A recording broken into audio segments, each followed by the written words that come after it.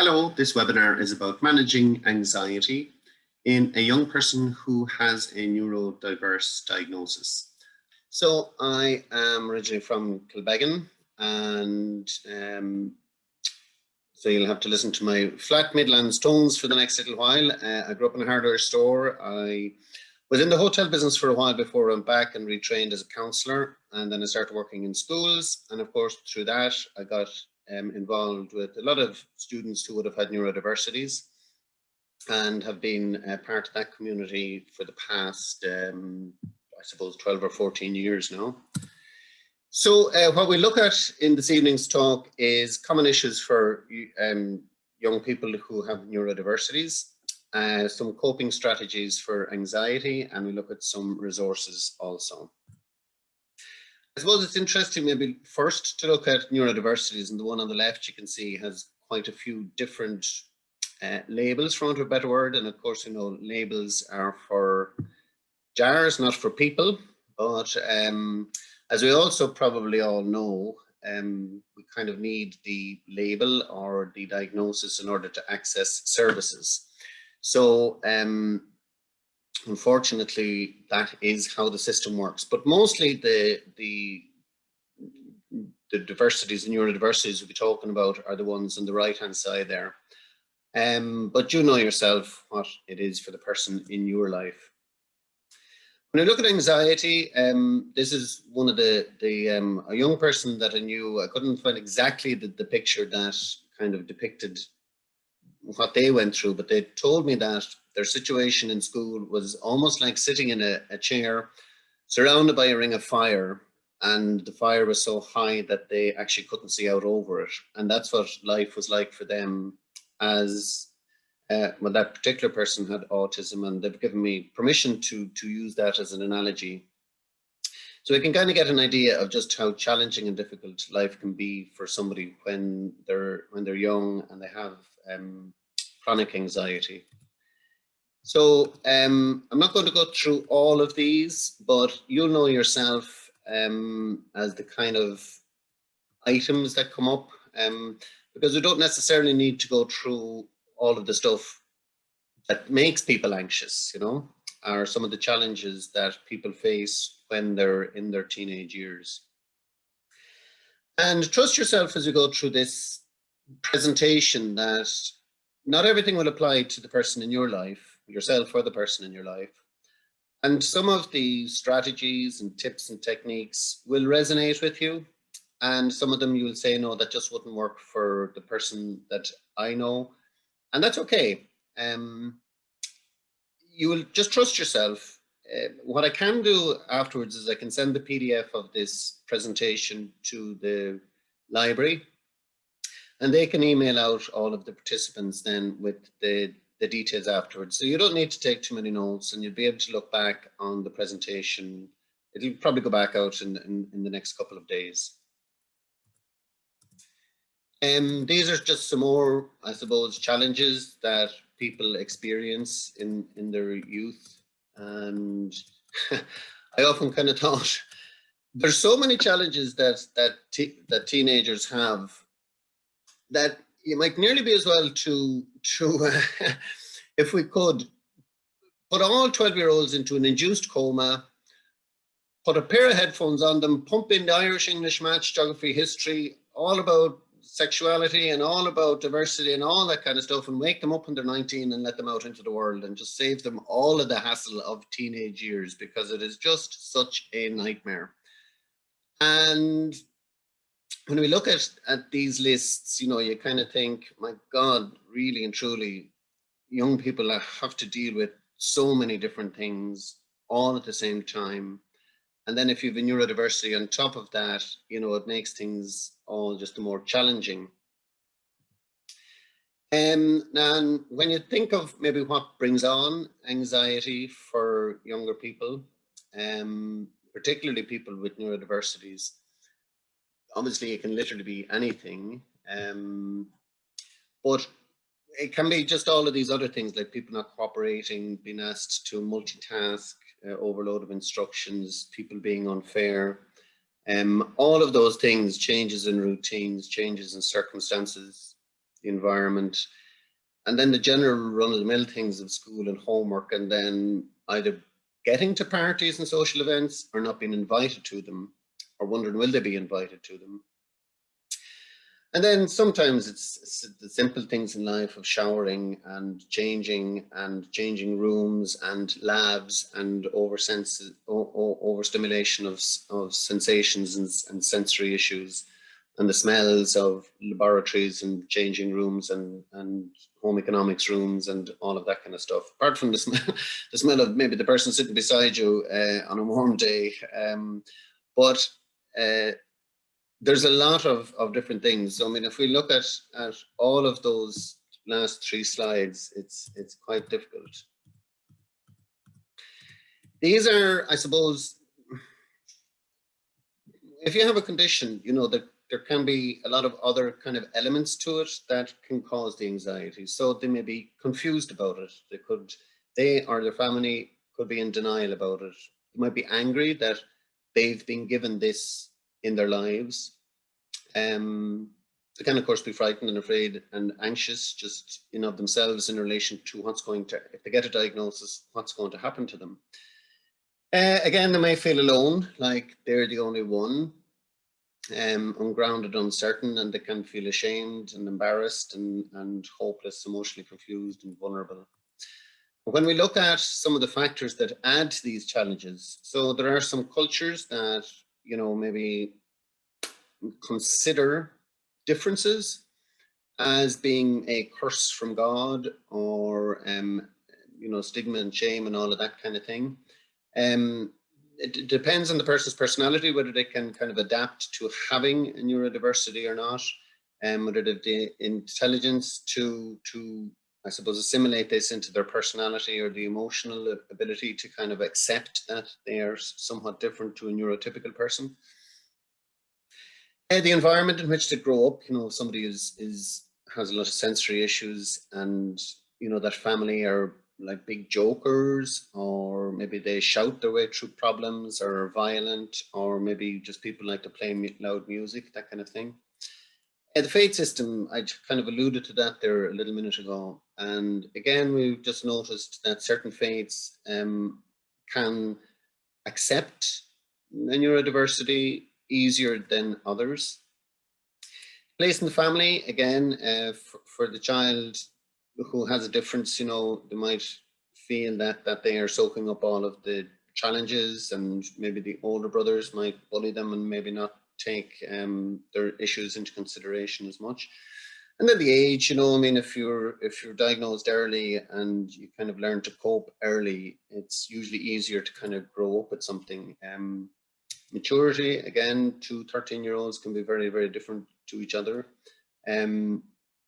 Parents, again, experiences and maybe the parents' ages, and you know, if you're very, very young and trying to deal with it, you might not have the maturity of somebody who's older. And then the family history of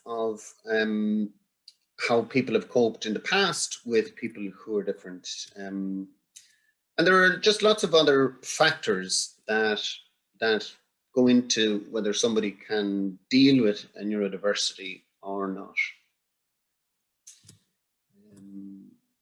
So when we talk about, I suppose, there, for want of a better word, all the problems, and let's look at maybe some of the solutions, because you're all familiar with all the problems, and I guess you didn't come here to be reminded of what the challenges are in life, but rather to see what can we do about them.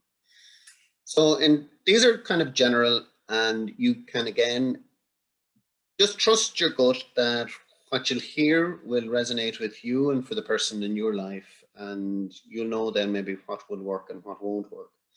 So gradual exposure to what they fear is one of them. And again, healthy attitude to failure, because look, we all fail, and you know, Americans maybe fail better than we do because they kind of celebrate failure, and they will talk about when they become successful how many failures they had in the past and all of that, and it tends to culturally be something that we can deal with a bit better, or that they can deal with a bit better. And then just getting people to try one more time, you know, if they feel like giving up, just give it another try. So it's about positively affirming, you know, any attempt for new things. excuse me, and rewarding for attempting of new things. And then just remind the person in your life that you believe in them. And you might say, well, that sounds very simplistic, but in fact, you know, very often I meet somebody years later after saying that to them, and they said, you know, I'll always remember you saying something to me that you believe in me when maybe others didn't. And you know, that it sticks with them. It's a little bit like, you know, you have to tell somebody you love them. You can't just assume that they know you love them, and it's important to let them know that. So again, sometimes people say being rejected and they see that as being a bad thing, but the truth of it is, you know, if somebody's a bully and they don't want you in their company, well, that's actually a good thing. You know, they don't see them as being like you, or they don't see you as being like them. So it's up to everyone to find their own tribe, and that comes in time.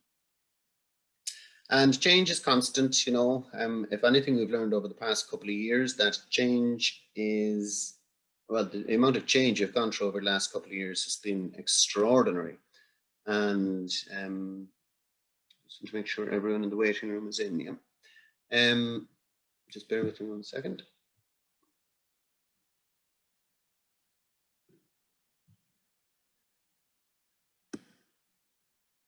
I think everyone in the waiting room is in. So change is constant, and that's something that we have seen over the past couple of years, certainly since this pandemic came, and the whole thing is changing all the time. The numbers, the opening of this, the opening of that, and we've all had to manage change. So I generally like to kind of encourage younger people to become ambassadorial about their label. And as I said, labels are for jars, not for people, but sometimes we just need them to get on and get the resources. So to take ownership and then educate others about it. And I've seen this work really, really well with young people who maybe had initially taken maybe a notion of shame around their label or were embarrassed about it. But by taking ownership, then you encourage them to speak out about it, to be unapologetic about some of the situations that they're struggling with, say in school. And then if there's awareness opportunities in school, like maybe neurodiverse weeks where they do SPHE lessons on neurodiversities and that kind of stuff. So this person, if they were comfortable enough to talk to younger people or just other people in the school about the daily challenges that they go through. So using everyday examples then to demonstrate that sometimes things get cancelled and it's beyond everyone's control. So as you go through life and you turn up at the shop and it's closed because there's been a flood or whatever, take all those opportunities to just say, well, sometimes these things happen in life, and then the younger people in your life will start to, I suppose, prepare that we can't ever guarantee anything is ever going to happen. The cinema, the power might go in something or whatever the case may be. So just using everyday examples. Losing at games is usually a fair challenge for some people with neurodiversities, and it is helpful and healthy to practice being gracious in victory and dignified in defeat. And so sometimes if you say are playing against them and you lose, you know, that you can, I suppose, if they're in your bubble, you can shake their hands and congratulate them on the victory. And if it's a thing that you win, that you're gracious about it and say, look, it was a very good game, fair dues. You know, I could see you were trying, and, you know, next time it might be your turn to win. Role playing then, possible mishaps and unexpected changes to their day. So trying to come up with scenarios when you're driving along in the car and to say, I'm dropping you off at the thing. What if we got to the scout den and it's locked and there's nobody there? What would we do? What if we get to the bus and it says no more buses today and the buses are on strike, whatever has happened, something has gone wrong. And so if you kind of role play those things, then when situations do get cancelled, the person will have better problem solving abilities. Then practicing relaxation techniques. So sometimes you do a thing called a progressive muscular relaxation, where you get people to scrunch up different bits of their anatomy, starting from the feet right the way up through their body. And when you stress something and then let it go, you've sent a message to your brain to say this muscle is under stress, and when you let it go, the brain will send relaxation hormones and endorphins down to relax the body. So it's almost like you're forcing it into relax, and then forcing it to create the hormones that will relax you. And then, of course, there's concept of plan B and C and D and so on and so forth. So when we look at anxiety then, it's a normal reaction in our body to danger or perceived danger. So we actually react pretty much in the same way to an actual event as to a perceived event. And a little anxiety is, of course, good for us. So it's also called nerves, fear, panic, agitation, that kind of thing. And it can present in different ways. So somebody who's anxious may actually present as anger or frustration, or be jumpy, jittery, shaky, or doing some strange things. It can result, of course, in forgetfulness, and silence, and escape, and it presents in all kinds of different ways. And whether somebody is, say, dropping out of school, or you know, if they're in a depressed state, it's always helpful for us to try and find out what is the feeling behind that, because that is what needs to be attended to. So it's not always the behavior, but the feeling behind the behavior is what we're looking to do. Some advantages of regular anxiety then. So it can, I suppose, ultimately anxiety is about trying to predict how to keep ourselves safer. So it can motivate us to maybe perform to the best of our abilities, because if we're going to have to get up in front of a group, we might be anxious enough to get the best presentation we can do. So it can induce a desire to study if we have an exam coming up, or train for a challenge, to learn new social norms and to develop skills and talents, and become more creative because we may be pitting ourselves against other people in the class. And we can become very inventive about coping strategies. I was talking to a guy the other day, and when he was a child, he used to, when he was anxious, he would create an invisible force, as kind of a screen around himself that nothing could get through. And he did that by closing his eyes and pinching his fingers together.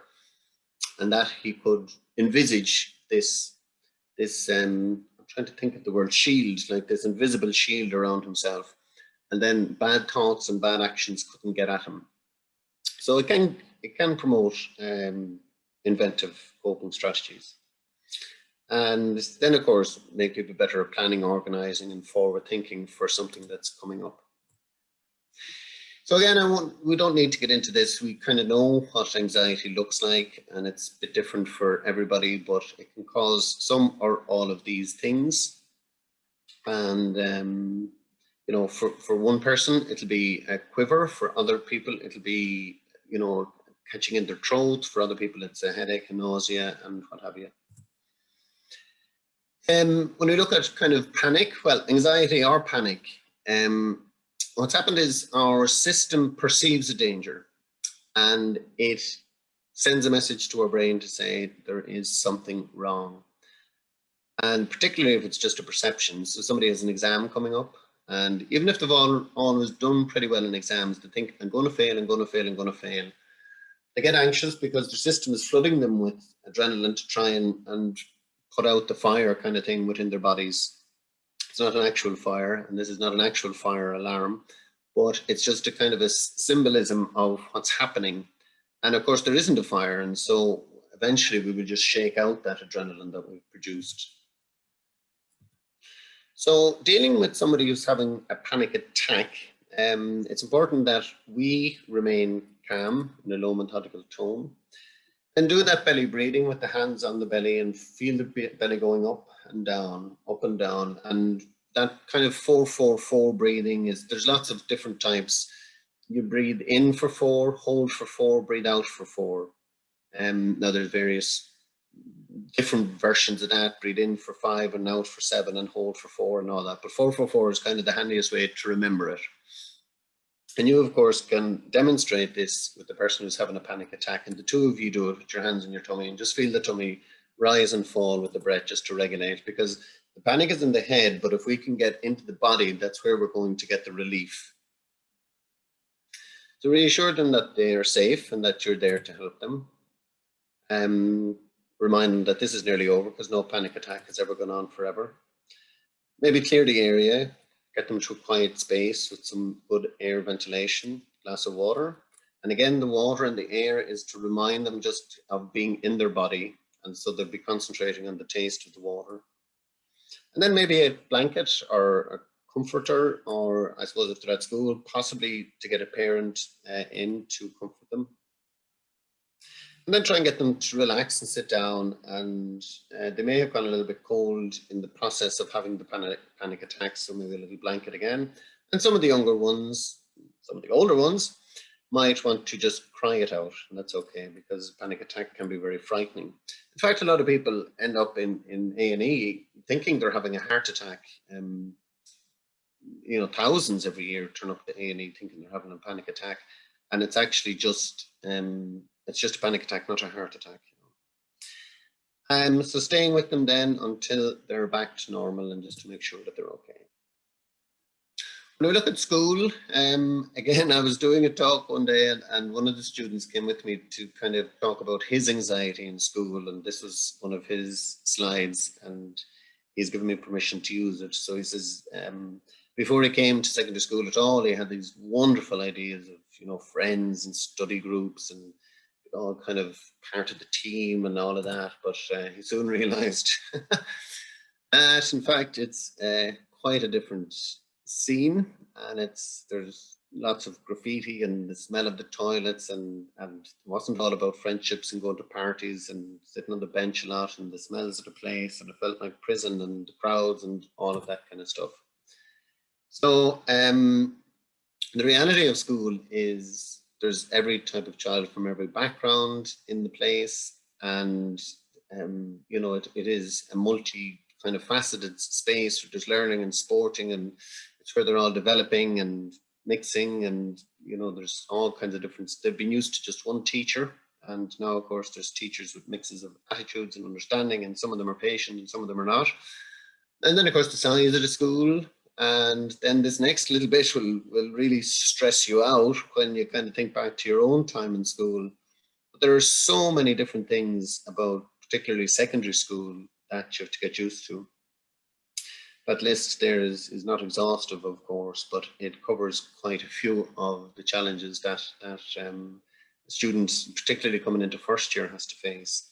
And then of course there's all new rules and policies, and there's the politics of the schoolyard and the politics of the principal, and there's deputy principals, and there's year heads, and there's form teachers, or they call them different things, tutors or something else.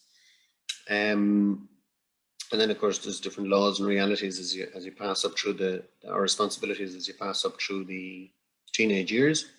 And then a neurodiverse child may be, you know, good at masking, or they may be a loner, they may feel like an outcast, and we'll come to some of those things maybe that the school can do in a bit, you know.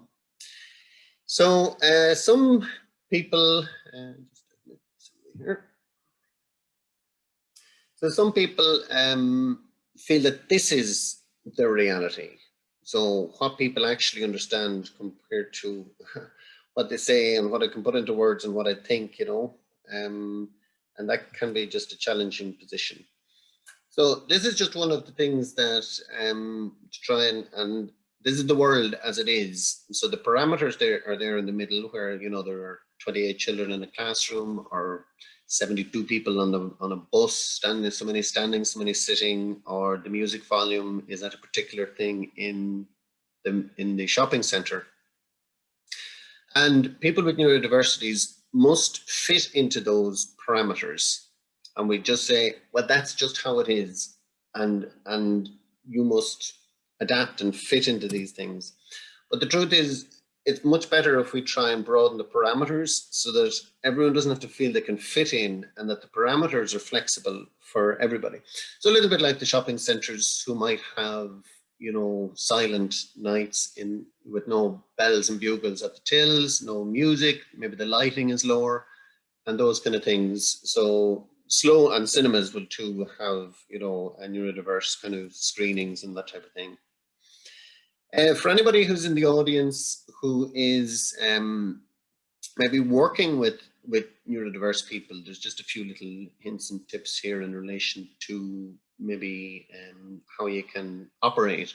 So you have to be patient, maybe to try and have a setting that is uncluttered, and just in the bottom right hand side there you see you may need to think differently. Maybe not everyone is willing to come in and do, say, counselling or guidance counselling or whatever it is, be able to talk in a confined setting of a counselling room. So it may be over text, it may be over email, maybe they prefer to be at home on a piece of technology and doing Zoom like we're doing tonight. And don't give too many instructions at the one time. Maybe some children just need to come in and just chill out for a bit and not talk and not do exercises and not do emotional stuff. Don't look for eye contact from them. That's not important, and it might not be how they can communicate. And just to be clear about the steps that you're asking them to follow. So if you're given an instruction on, you might be doing a worksheet, you know, to be very clear about the instructions. Usually if when I'm talking, say, with somebody with a neurodiversity, I usually break the session up into a few little pieces. So we would initially be talking about the current chaos, like what's happened in the past week or 2 weeks since I've seen them. Maybe, and look at what went wrong, why were they anxious about different things. Then we look at some coping skills, a little bit of goal setting, maybe look at what's going to happen over the next week to see if we can prevent another anxiety provoking incident. So they might be going on a trip, and we might say, you know, if I mentioned to this teacher that maybe you want to sit up at the front, or you might want to sit beside a teacher, you might want to sit on your own, or whatever the case may be. And then at the end, I usually kind of do some kind of relaxation exercise. And for some, that's looking at you know, funny mishaps on YouTube or something like that. So we generally just look at that together, so that by the time they're heading off from the 40 minutes or half an hour, or whatever it is, that they're nice and relaxed going back into class or going back to do whatever they need to do. So remember, for teachers and that kind of stuff, if for maybe coaches or whatever, not everyone likes to work in groups or pairs, so just to maybe be aware of that. It's always helpful, you know, somebody with a neurodiversity might have a specific interest, so maybe try and build that into classroom activities. Just remember again, you know, if you're a therapist or whatever the case may be, and somebody's coming into you, the day can change because situations change and the person may not be able to attend on a particular day, and you've got to be patient about that. And I always try and acknowledge the lengths that somebody's gone to come and have a chat with you, or to join your club or join your class or take part in this project or activity. So just to acknowledge maybe the lengths they've gone to get to do whatever activity you're doing with them. And then don't overload with too much info, and give them time to process. So again, some kind of successes that we can get. So again, acceptance about their uniqueness is always a very empowering piece for a young person. Trust is really important in terms of you and them, and you know, like classically therapists kind of don't disclose anything about themselves, but if somebody asks me a direct question, I never hide behind saying, oh, that's, you know, breaking boundaries, whatever. So I try and give a little of myself so that they can kind of build a trust, because they're trying to figure out who this person is that's sitting opposite them, or trying to deal with them, or whatever the case may be. So again, advance notice of any changes is always helpful. Any provision of assistive technology, clear instructions, try and stick to a routine. And then support workers. Again, in a school environment, I would always try and identify a champion for somebody with a neurodiversity. So that could be an SNA, or a particular teacher, or it could be the janitor, it could be the person on reception, it could be whomever, the SEN coordinator. So just try and identify who can help this person in this particular situation. Then sometimes, you know, the life skills kind of thing, it depends on where they're at, but somebody certainly heading for the college stage, it would be good that they get some training around budgeting and personal safety and hygiene and alcohol awareness and sexual health information and all of those kind of things, particularly if they're heading off to do independent living. There is another talk on preparing people for third level education. So if you see that coming up and that's where you're at with the young person in your life, keep an eye out for that talk. It's up to all of us, particularly, you know, professionals and educators and coaches and everything, to provide secure, safe settings. And then again, when somebody's coming to me and we're talking about anxiety related issues, I usually say, so what can we do to prepare for next week? What's our plan? And I use that kind of collectiveness so that they know that they're not alone in this and we're in it together, and we all want them to not be anxious and to be able to deal with whatever comes up. And again, you know, if they're heading for college, maybe spread the course out over a longer time so that they're not doing too many modules at the one time. We came up on that before. So yeah, we're about halfway through or so. So just so take a little movement break. We've all been sitting there for half an hour listening and looking at the screen, and I just want you to do this to kind of remind yourself anytime you're sitting for any length of time to just take care of yourself, to give yourself little movement breaks, do a little bit of self-care.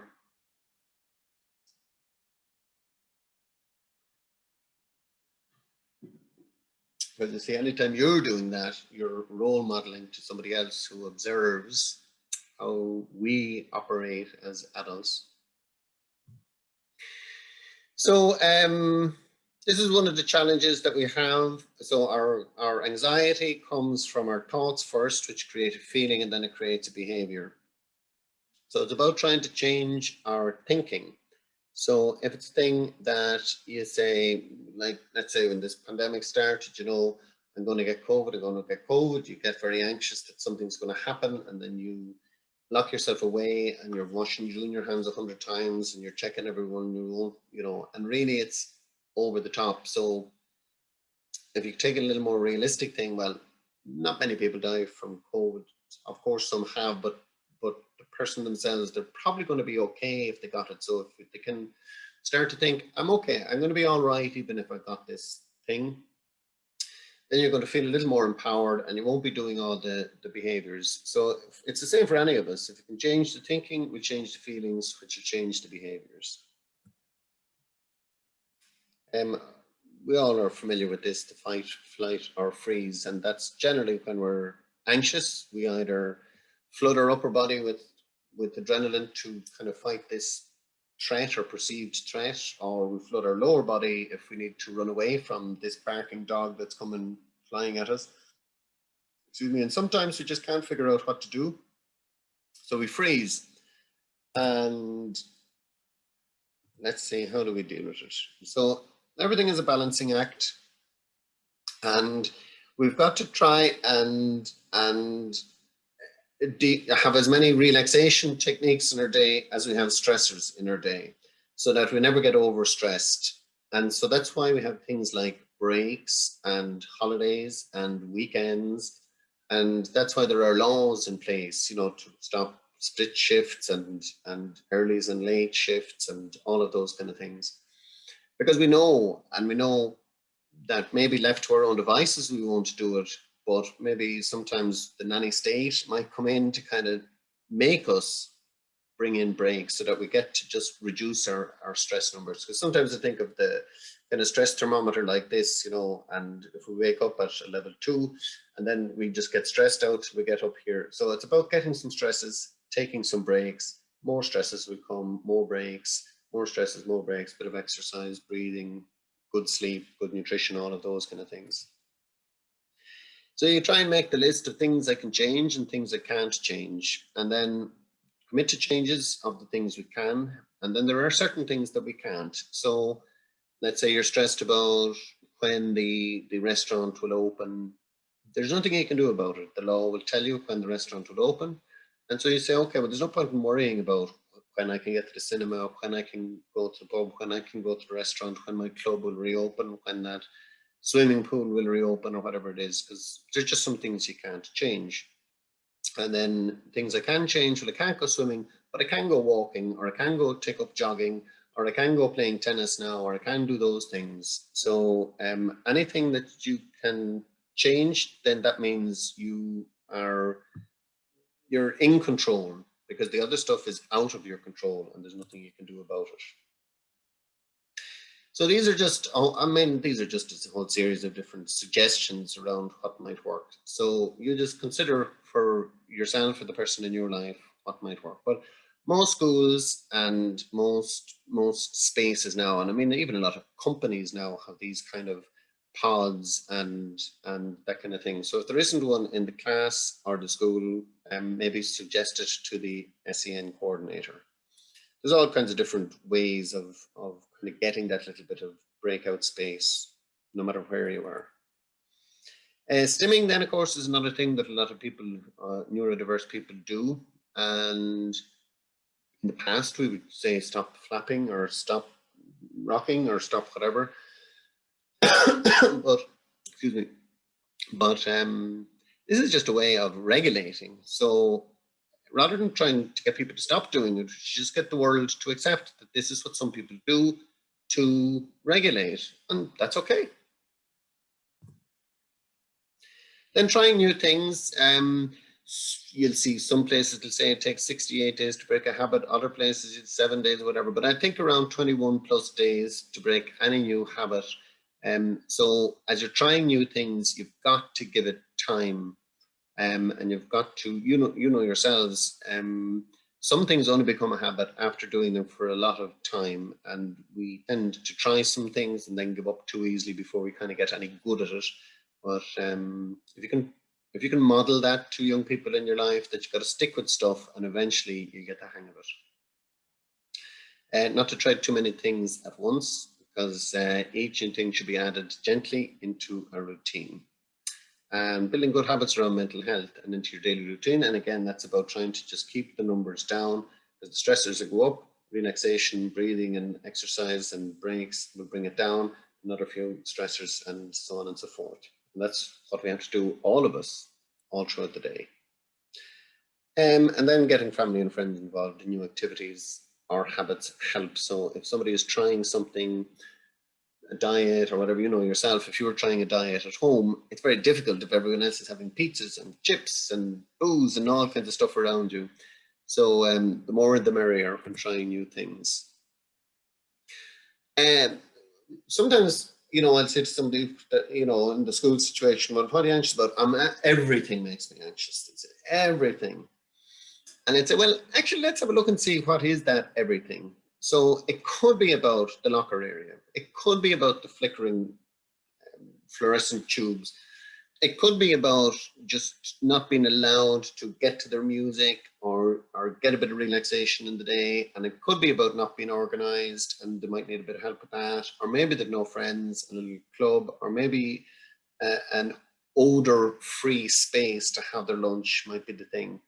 So we actually need to look at each trigger and then address each one by one. So it's usually not everything, but it just feels like everything. But when we break it down, we discover they're manageable.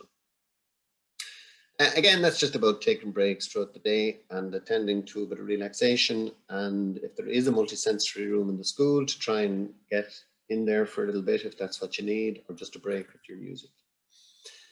This may seem obvious, but avoiding places that you know will stress you out. So not crowded places, not stress-inducing roller coasters or visiting dumps or being near construction workers or going to very busy shopping centres. And while that seems obvious, just sometimes we need to remind ourselves.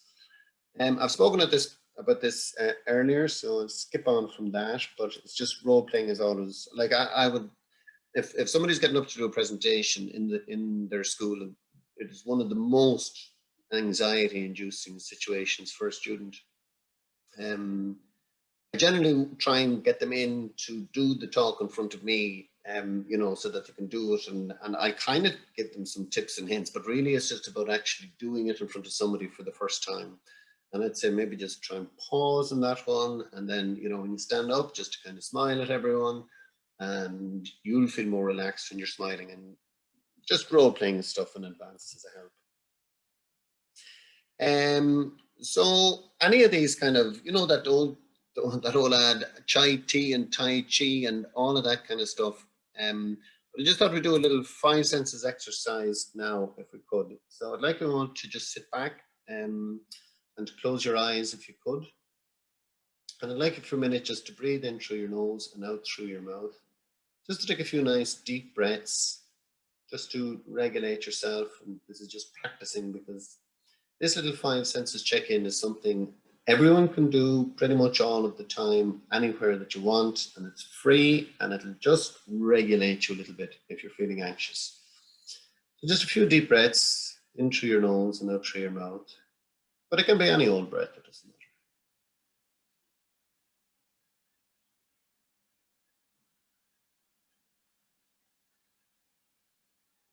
And as you're doing that, try and notice any smell that's associated going in through your nose, even if it's just neutral.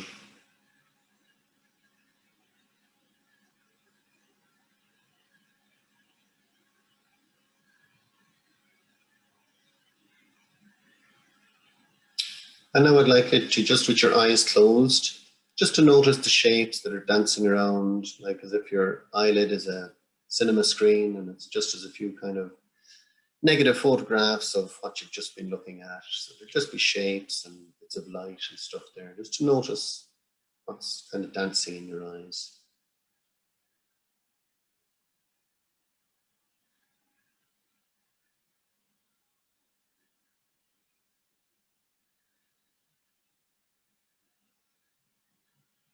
And just while you're doing that, I want you to drop your shoulders a little bit. Just loosen out the muscles in your face, just to relax your face, relax your shoulders. Maybe move your neck, just loosen out any tension that might be there.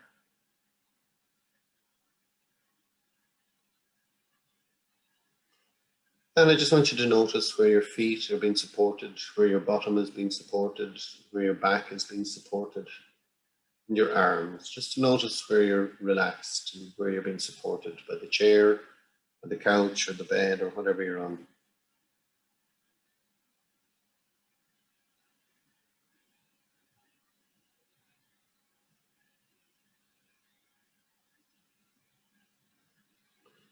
And now I'd just like you to notice the air on your hands and your face, or your legs if you're in shorts, I guess.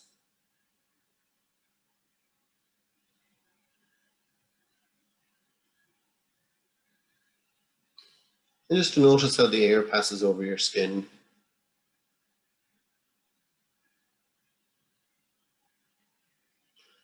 And now I'd like you to run your tongue around the inside of your mouth, just to notice any taste that's there. Or if you have something to hand, just take a little sip of it. And just to notice that taste.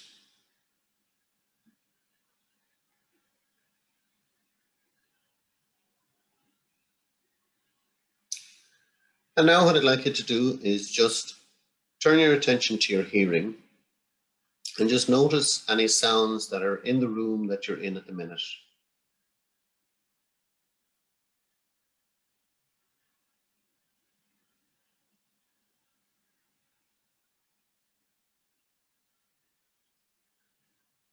And now I want you to broaden out your hearing to try and see what other sounds you can hear in the building that you're in, elsewhere in the building.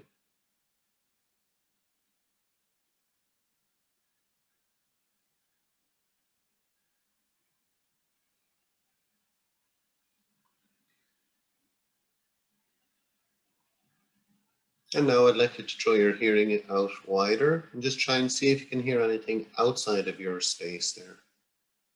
Traffic, anything.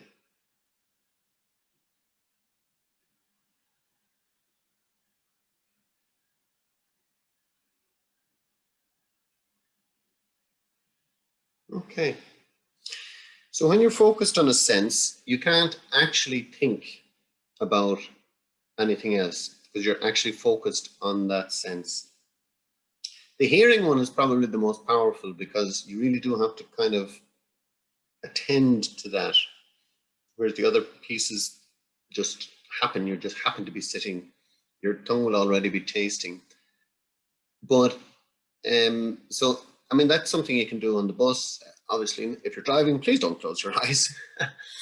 But the five senses check-in is a great way to get it just into your body and out of your thoughts.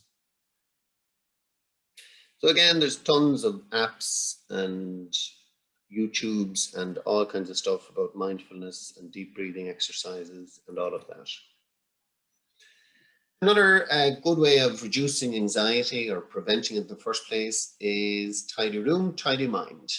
So again, trying to be organized and prepared and to have spaces that are tidied, and maybe like in the bag, you might have color coordinated pouches for different subjects.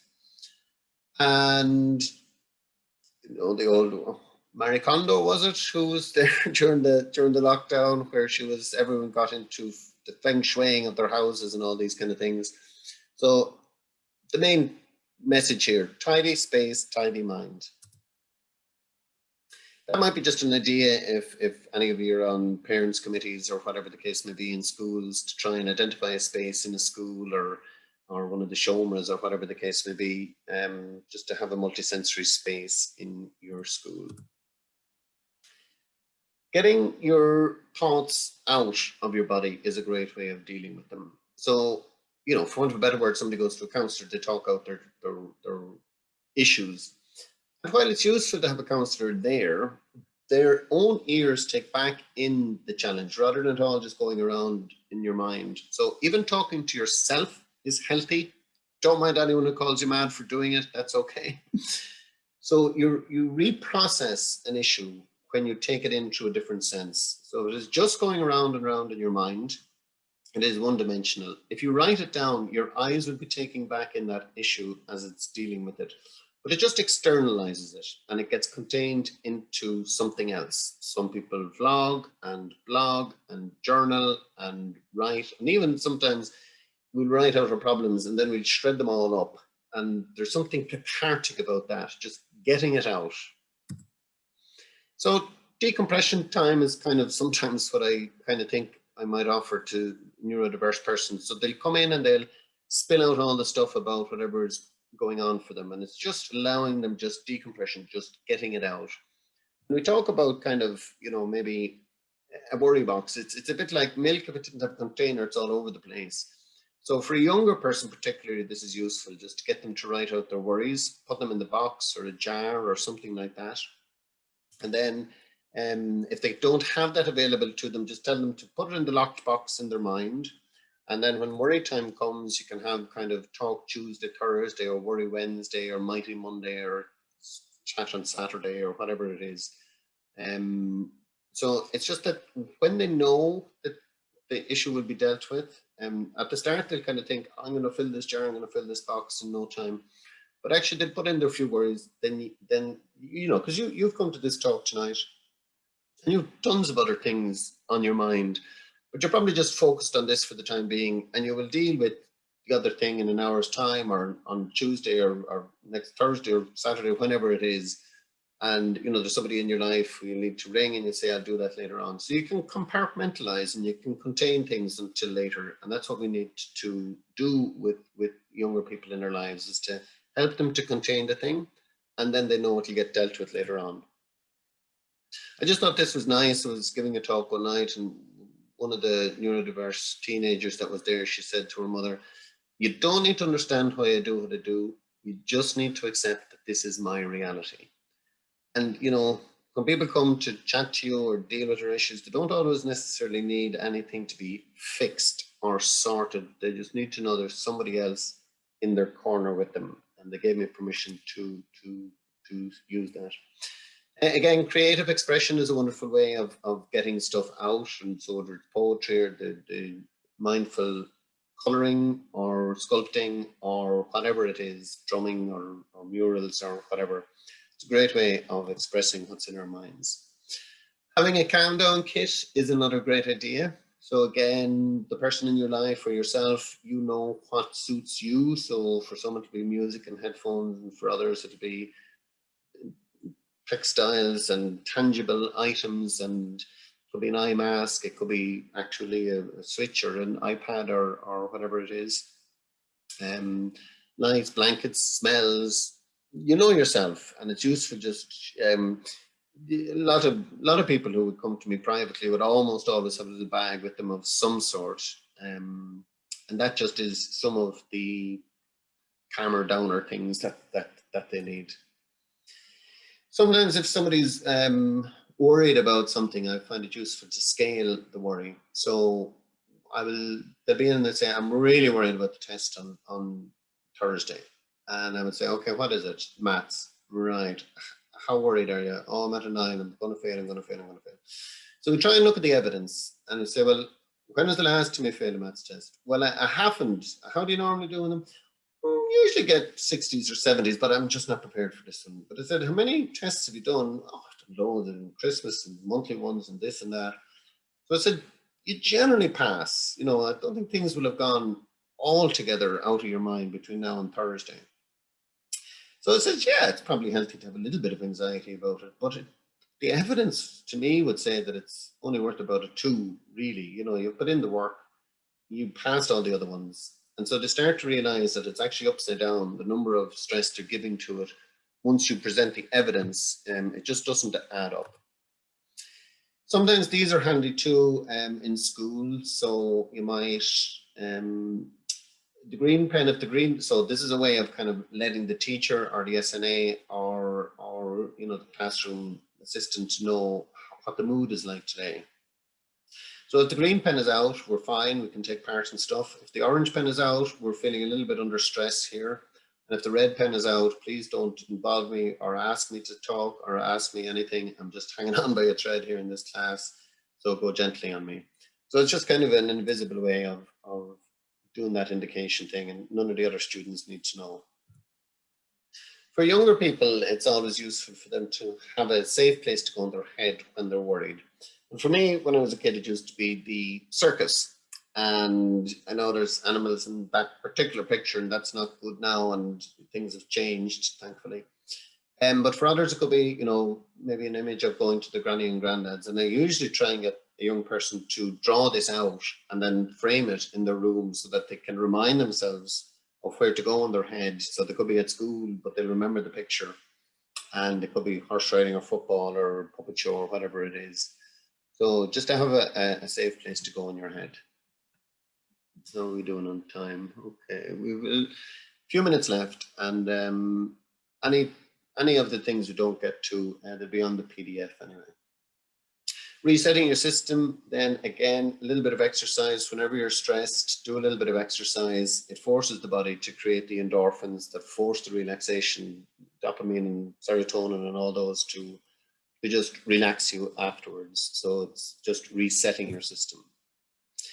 Choosing friends then with common interests and shared values and morals. Again, that could be Lego or chess or train spotting or whatever. And for older, you know, for older people over 18, there's meetup.com where there's all kinds of different clubs. But for younger people, it could be about karate or a Coder Dojo club or something like that, that they might find people of common interest. And this worked really well for some of the schools. Where we noticed there was a lot of people isolated on the lunchtime in the yard. And we set up a Coder Dojo club and just, I suppose, said it to a certain few people, and in they came, and they were all sitting kind of along in a line and doing their Coder Dojo thing, and I had a couple of teachers who were good at that. And eventually you could see that they were starting to link in with each other, the person beside, and they were starting to do projects and whatever. And then I started to hear that they're kind of organizing little birthday parties between themselves, and they're going to each other's houses and that kind of stuff. So I've seen that work really well, and I would encourage in the school to set up those kind of chess clubs or Coder Dojo clubs or something like that to try and bring people together.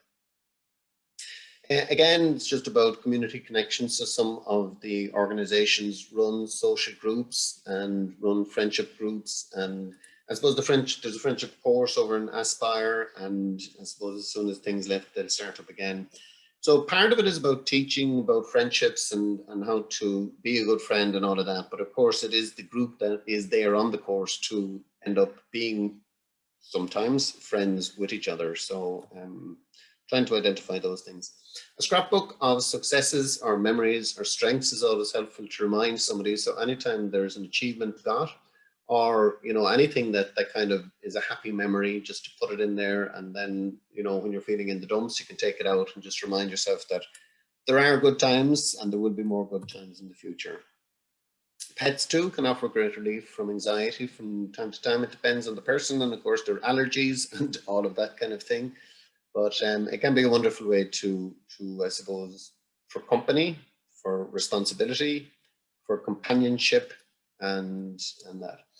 Buddy systems in the schools. Again, if there isn't one in the schools, sometimes you can encourage either buddy systems, or sometimes they call them mentor systems. But the buddy systems can be quite useful if people want to be part of it.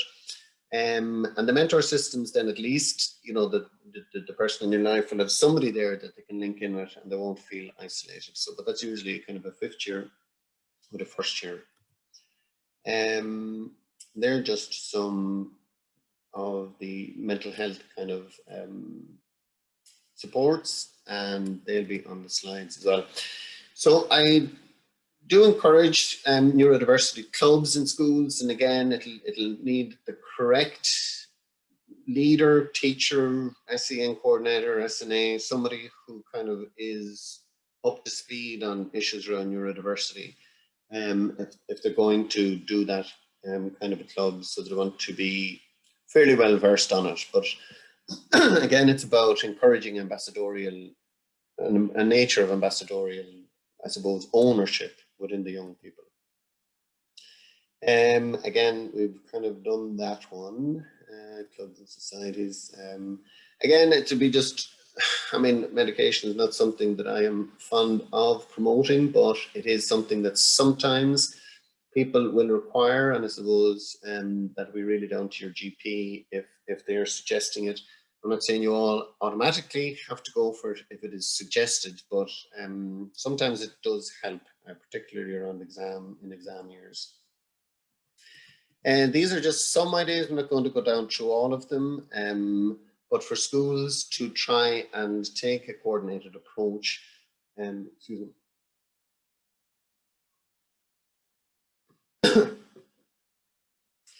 And then just that, I suppose they're aware of the different needs of somebody with a neurodiversity in terms of sensory issues, and clear signage around the school, and visuals are always a great help in laboratories and on corridors and what have you.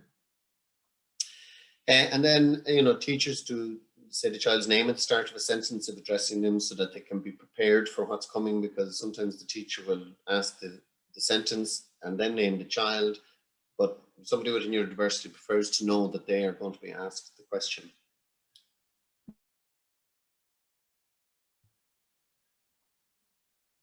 Specific steps in specific tasks. So again, assigning teams, be careful about that, just to make sure everyone is on board with it. Routineness and consistency and fairness, and the IEPs and IPLPs for, I think there is a collective name for it now, it's just gone out of my head. But it'll be the student support file, I think it's called now. And it contains all of those different things. So the SEN coordinator usually holds that. And again, role playing for social situations, using the student's outside interest like we mentioned before. Avoiding metaphors, sarcasms, cynicism, idioms, or cryptic speech. And again, these are just some other things that schools can do, specific areas for lunches, and those clubs that I mentioned before. Clear timetables, and clear, I suppose, notice of changes for sub-teachers, trips. Always thinking win-win-win for the school, for the student, and for the family, I suppose, when you're trying to consider how to address particular situations. Awareness among relevant staff of the situation for each individual student, so if they're doing PE around their gait, or maybe somebody who's clumsy and those kind of things, to make sure that they're not asked to do something that maybe will set them apart from others. Teachers need to be aware that students don't usually just have one diagnosis, but usually that unfortunate word around, we'll say multiple, but sometimes they call it comorbid. And yeah, compromise, adjust. It's trying to be fair and practical, and try and imagine it from the student's point of view, just what does really induce anxiety for them, and to be prepared for that, you know. And teachers sometimes need to be, I kind of think you always catch more bees with honey than with vinegar, and to try and bring a teacher along, sometimes they need to be gently persuaded of the needs of that child, because they can sometimes get defensive. You know, and I know a teacher recently said to me, I know how to deal with those kinds of students. And I was like, that ain't going to go so well. So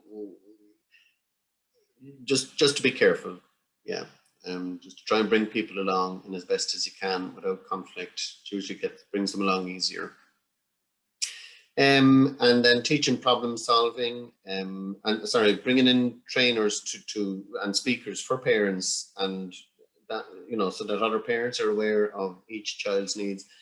And also to bring in those speakers for teachers, you know, as part of their, I think they call it Crow Park hours. Okay. So the 6 golden rules is: think ahead, give the child advance notice, monitor stress levels and scale up and down, so that we'll try and keep that balance of stressors and relaxation. Creating the space, giving them autonomy and ownership of it. So again, if that's that little quiet space that they can go to, so that they know they can do it.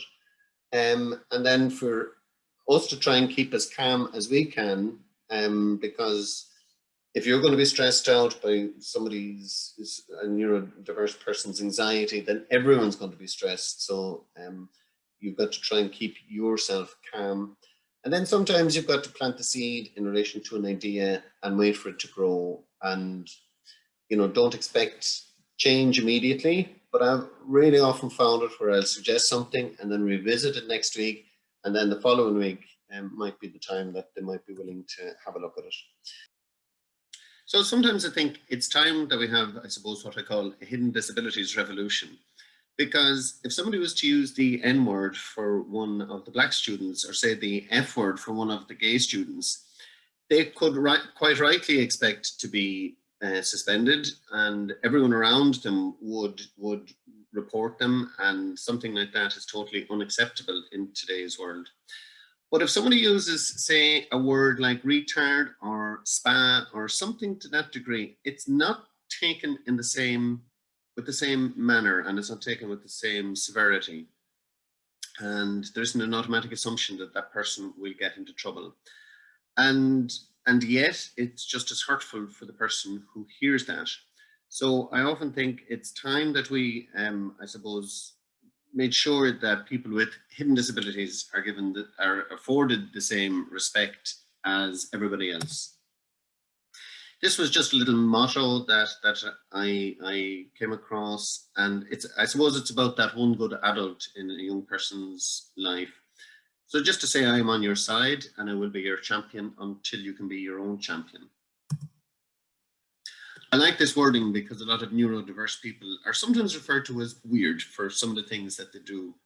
But the thing is, I like to think of the fact that the word weird and wired are spelled with the same letters, just slightly different. So I usually encourage people to say I'm not weird and just wired differently. And it gives them a little bit of ownership about their habits. Again, when we look at language, you know, sometimes people say, what's wrong with that person? But the word wrong is incorrect to use for a human being, because there's nothing wrong with anybody. We are different. We all come packaged differently onto this earth. And it's just important that we use positive language around any condition or label or whatever it is that we've been given. So I try to discourage the word wrong in relation to anybody. There's just a couple of useful apps. Calm is probably the most downloaded app in the world. Smiling Mind is pretty good for younger people. and Relax is pretty good. And Headspace, any of them are good, and there's usually, a lot of them are fee paying, but there's usually enough on the free versions of it to get you through any situation. There's just some of the supports, and I'm sure that's a list that could be added to at any time. So that's it. There are my contact details if anyone needed to get in touch with me. So I hope you got something out of today's webinar, and this is part of the TTT at South Dublin County Council, the series of webinars. So I'm sure I'll see you again at one in the future. Thanks for tuning in. Thank you. Bye-bye.